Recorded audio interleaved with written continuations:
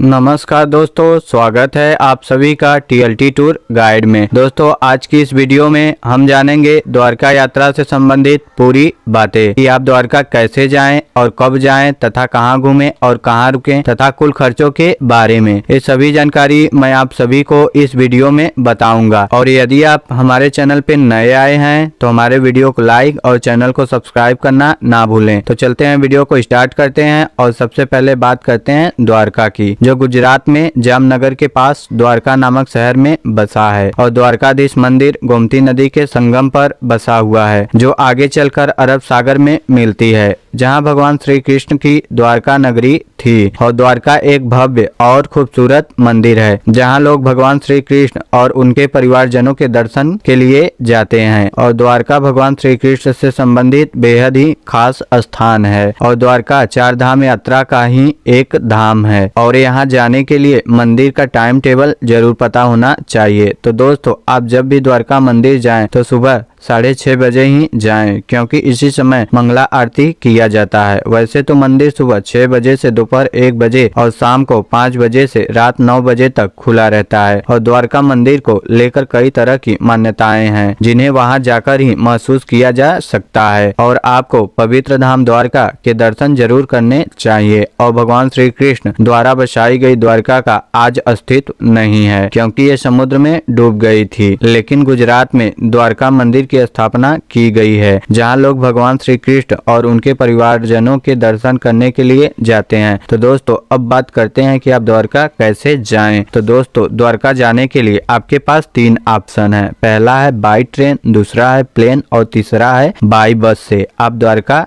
पहुंच सकते हैं। तो दोस्तों सबसे पहले बात करते हैं कि आप द्वारका ट्रेन से कैसे पहुंचें। तो दोस्तों द्वारका के लिए ट्रेनें पूरे देश में फैली हुई हैं, जो गुजरात और पश्चिम भारत के प्रमुख शहरों को जोड़ती हैं। और द्वारका का नजदीकी रेलवे स्टेशन जामनगर पड़ेगा, जहां से आप द्वारका के लिए भी ट्रेन बदल सकते हैं। और द्वारका में भी रेलवे स्टेशन है। और यदि आप द्वारका प्लेन से जा रहे हैं तो द्वारका का निकटतम एयरपोर्ट जामनगर में स्थित है, जो द्वारका से लगभग 138 किलोमीटर दूर है। और वहां से आप टैक्सी या बस द्वारा द्वारका पहुंच सकते हैं। और हाँ, द्वारका जाने के लिए मुंबई अंतर्राष्ट्रीय हवाई अड्डे से जामनगर के लिए नियमित फ्लाइटें उपलब्ध हैं। और यदि आप द्वारका बस से जा रहे हैं तो द्वारका के लिए देश के कई छोटे बड़े शहरों से बसें चलाई जाती हैं, जिसके माध्यम से आप द्वारका पहुंच सकते हैं। और हाँ, द्वारका बस की यात्रा पैकेज के रूप में भी बुक कर सकते हैं। और द्वारका बस की यात्रा कई राज्य और राजमार्गों द्वारा जुड़ा हुआ है, जिसके जरिए आप द्वारका पहुंच सकते हैं। जी हाँ, यदि आप किसी भी जगह का ऑनलाइन टिकट बुक करना चाहते हैं तो मैं डिस्क्रिप्शन में अच्छी साइट का लिंक दिया हूँ, जिसकी मदद से आप सस्ती प्राइस में आप बस, प्लेन, ट्रेन और होटल तथा टूर पैकेज बुक कर सकते हैं। लिंक नीचे डिस्क्रिप्शन में दिया गया है। दोस्तों अब बात करते हैं कि आप द्वारका कब जाएं।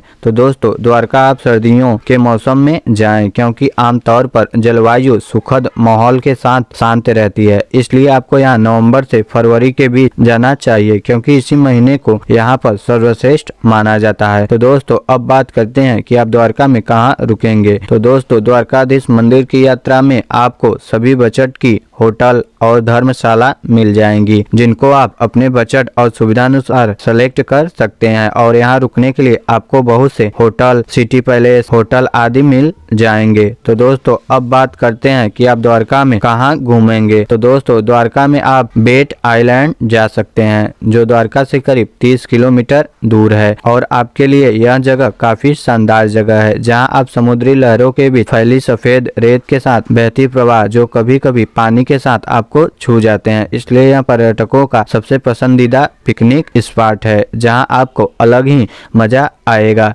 तो दोस्तों यदि आप द्वारका जा रहे हैं तो इस जगह घूमने जरूर जाएं। जी हाँ, अब आगे चलते हैं लाइट हाउस, जहां आपको सूर्योदय और सूर्यास्त के समय काफी अच्छा दृश्य देखने को मिलेगा। और हाँ, यदि आपको 43 लंबे विशाल टावर देखने को मिलेंगे, जहां आप जाकर फोटो खिंचवा सकते हैं, जो देखने में किसी रोमांच से कम नहीं लगता। तो यदि आप जब भी द्वारका जाएं तो इस जगह घूमना बिल्कुल ना भूलें, जो बेहद ही खास जगह है। और हाँ दोस्तों, यदि आप द्वारका जा रहे हैं तो ऐसे बहुत से मंदिर हैं जहां आप घूम सकते हैं और दर्शन भी कर सकते हैं, जैसे कि नागेश्वर ज्योतिर्लिंग मंदिर, रुक्मिणी देवी मंदिर, भलका तीर्थ, गोमती घाट, बेट द्वारका आदि जगहों पर आप घूम या दर्शन कर सकते हैं। तो दोस्तों अब बात करते हैं कुल खर्चों की। तो दोस्तों द्वारका जाने के लिए या घूमने के लिए ये सभी खर्चे आपके ऊपर डिपेंड करते हैं, क्योंकि आप द्वारका में कहां कहां घूमेंगे, क्या क्या खरीदेंगे और कितने दिन के लिए आप जा रहे हैं, तो ये सभी खर्चे आपके ऊपर डिपेंड करते हैं। तो दोस्तों इस वीडियो को इसी पर विराम देते हैं और यदि हमारा वीडियो आपको पसंद आया हो तो हमारे वीडियो को लाइक और चैनल को सब्सक्राइब